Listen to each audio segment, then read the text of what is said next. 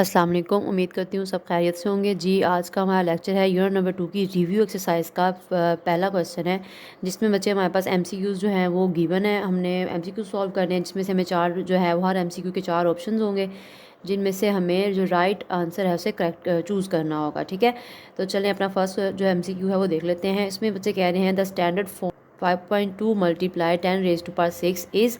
अब जैसे कि हमने पूरा यूनिट सॉल्व किया है तो अब तक तो आपको अब ये स्टैंडर्ड फॉर्म का ऑर्डिनरी फॉर्म का आइडिया हो गया होगा।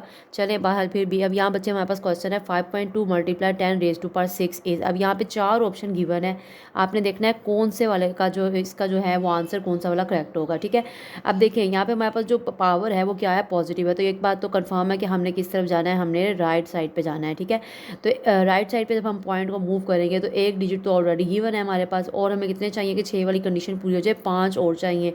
और जो हमने अपने डिजिट्स कंप्लीट करने होते हैं उसके लिए हम किसका सहारा लेते हैं, हम जीरो का जो है उनकी हेल्प लेते हैं। ठीक है, अब एक डिजिट गिवन है और 5 हमें जीरो चाहिए, तो हम लोग जो 5 जीरो लगाएंगे तो वो बच्चे आपके पास कुछ इस तरीके की शेप बन जाएगी। तो इसका जो करेक्ट आंसर है वो है सी। तो आप इसको वापस सॉल्व करके भी देख सकते हैं। अगर पॉइंट यहाँ पे है, यहाँ से फर्स्ट नॉन जीरो पे जाएंगे तो आपके पास कितने डिजिट्स बन जाएंगे, 6 जो है वो डिजिट्स बन जाएंगे। ठीक है जी, सेकंड देखते हैं साइंटिफिक नोटेशन ऑफ 0.00034 इज़। अब बच्चे हमने इसकी साइंटिफिक नोटेशन में जाना है। तो जैसे कि आप देख रहे हैं पॉइंट यहाँ पे मौजूद है, हम इस पॉइंट को इधर से पिक करके सबसे पहले नॉन जीरो के पास जाएंगे तो वो बन जाएगा 3.4। तो यहाँ पे वैसे तो चारों में 3.4 तो चारों में ही है। चले अब हम देखते हैं कि हमारे पास 10⁻⁴ की पावर जो है वो क्या बन रही है। सही है, तो जब हम लोगों ने पॉइंट को लेफ्ट से राइट साइड पे शिफ्ट किया तो क्योंकि हम ऑपोजिट साइड पे जा रहे हैं तो नेगेटिव का साइन आएगा, तो ये बन जाएगा 3.4। और कितने डिजिट से गुजरा, 1 2 3 एंड 4। तो ये बच्चे आपका आंसर बन जाएगा 3.4 मल्टीप्लाई 10⁻⁻⁴। तो ये आपका इसका बी आंसर बन गया। चलिए थर्ड देख लेते हैं, the base of common logarithm is. अब जैसे कि आप लोगों को पता है, बताया था आप लोगों को, जो हमारे पास कॉमन लोगारिथम होता है उसकी बेस क्या होती है, 10 होती है। जब हमारे पास कभी भी फॉर एग्जांपल मैंने आपको बताया था कि जब हम लोग ऐसे ही अमाउंट लिखी होती है तो हमें पता है कि जब कोई कोई बेस गिवन ना हो तो वहाँ पे हमें क्या एज्यूम कि हम लोग करते हैं, 10 जो है वो बेस हम लोग एज्यूम करते हैं। तो कॉमन लोगारिथम की बेस क्या है, 10। तो ये इसका जी बी आंसर आ गया।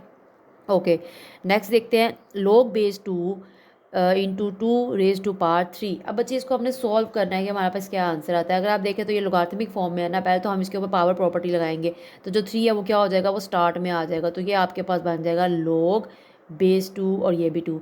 अब जब आपके पास बेस और ये वाला जो नंबर होता है ये दोनों सेम होते हैं तो ये किसके बराबर हो जाते हैं, 1 हो जाते हैं। हम लोगों ने प्रॉपर्टी किया है कि अगर log आपके पास बेस और जो नंबर है वो सेम हो तो आंसर किसके बराबर आता है, 1 के बराबर आता है। ठीक है, अब ये log बेस 2 है और ये एलिमेंट जो है ये भी 2 है, तो ये कट हो जाएंगे तो ये 1 बन जाएगा। 3 1 तक क्या हो जाएगा, 3 हो जाएगा। तो इसका डी आंसर आ गया। ठीक है जी, अब यहाँ पे लिखा हुआ है log 100 इज़ इक्वल टू। अब जैसे कि बच्चे आप लोगों को बताया था हमने कि जी log 10 जो है वो किसके इक्वल होता है, 1 के होता है। क्यों, क्योंकि जो log की अगर कोई बेस नहीं होती तो 10 एज्यूम करते हैं ना हम, तो ये दोनों सेम होगी तो क्या हो गई, 1 हो गई। अब जब हम log 100 करेंगे तो वो क्या हो जाएगी, 2 हो जाएगी। जब log 1000 करेंगे तो क्या हो जाएगी, यानी कि जैसे जैसे जीरो बढ़ते जाएंगे वैसे वैसे आगे आगे नंबर आता जाएगा। अब जब log 10 1 है तो log 100 क्या हो जाएगा, ये 2 हो जाएगा। तो ये इसका ए आंसर आ गया।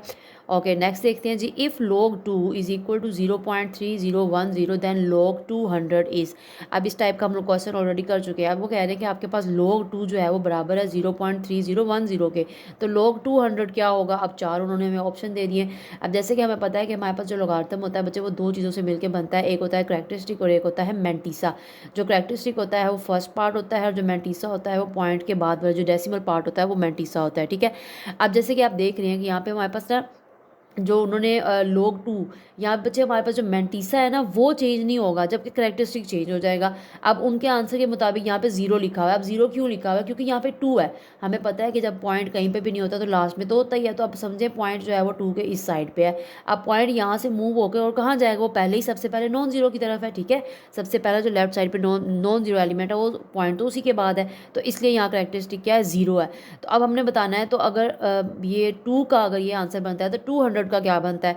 अब यहाँ पे 200 है तो हमें पता है जब पॉइंट कहीं नहीं होता तो लास्ट में होता है। अब जब पॉइंट को हम यहाँ से सबसे पहले नॉन ज़ीरो के बाद मूव करेंगे तो हमारे पास जो पॉइंट है वो कितने डिजिट्स को क्रॉस करके आया, 2 डिजिट्स को। ये देखिए 1 और 2। तो अब यहाँ पे हमारे पास क्योंकि करेक्टरिस्टिक चेंज होगा मैंटिसा तो वही रहेगा, तो हमने देखना है। देखिए बी और जो डी है वो तो ऑप्शन से ही बाहर है ना, तो जो ए है और सी है इन दोनों में से एक होगा। तो ए जो है वो कह रहे हैं 1.3010, तो ये तो नहीं है क्योंकि वो 2 डिजिट से गुजरा है, तो हमारे पास इसका आंसर बन जाएगा सी। तो चलिए नेक्स्ट देखते हैं जी। नेक्स्ट हमारे पास है log 0 is equal to positive, negative, zero या फिर अनडिफाइंड। तो बच्चे जो log 0 है हमारे पास वो अनडिफाइंड होता है, मतलब इस ओके। नेक्स्ट है जी log 10,000। अब बताएंगे जी log 10,000 किसके बराबर है। अब जिस तरीके से हमने पीछे किया था कि log 10 जो है वो किसके बराबर था, 1 के बराबर था। log 100 किसके बराबर था, 2 के बराबर था। log 1000 किसके बराबर होगा, 3 के बराबर होगा। तो log 10,000 किसके बराबर होगा, 4 के बराबर होगा। ठीक है जी। ओके नेक्स्ट है log 5 प्लस log 3। अब क्या करेंगे, ये छोटा सा क्वेश्चन है आपके पास, यानी कि इस शेप में भी आपके पास एमसीक्यूज आ सकते हैं। जो आपके पास शॉर्ट क्वेश्चन वाला एक्सरसाइज है ना, तो उनमें आपने ये चीज़ों का भी ध्यान रखना है। तो यहाँ बच्चे दोनों जो log है इनकी बेस क्या है, सेम है। तो हम क्या कर सकते हैं, log को अगर हम कॉमन ले लें तो हमारे पास ये प्लस जो है मल्टीप्लाई में कन्वर्ट हो जाएगा ना, तो ये हो जाएगा 5 मल्टीप्लाई बाय 3। तो ये 5 मल्टीप्लाई बाय 3 किसके बराबर, 15 के बराबर। तो आंसर क्या आ गया, log 15 यानी कि D. Okay ji. Next and last है 3 raised to power 4 is equal to 81 in logarithmic form. वो कह रहे हैं कि आपके पास ये अमाउंट गिवन है, आपने इसको किस शेप में कन्वर्ट करना है, लोगार्थमिक फॉर्म में कन्वर्ट करना है। तो जैसे कि हमें मालूम है जब हम लोग अप्लाई करते हैं तो जो हमारे पास बेस है वो क्या हो जाती है, छोटी हो जाती है। तो यहाँ पे अगर हम इसको सॉल्व करें तो हमारे पास क्या बन जाएगा, लोग। अब ये बेस क्या है हमारे पास 3 है ना, तो 3 क्या हो गया, छोटा हो गया। अब ये 4 और 81 ने इन्होंने क्या होना होता है, ये शफल होना होता है ना।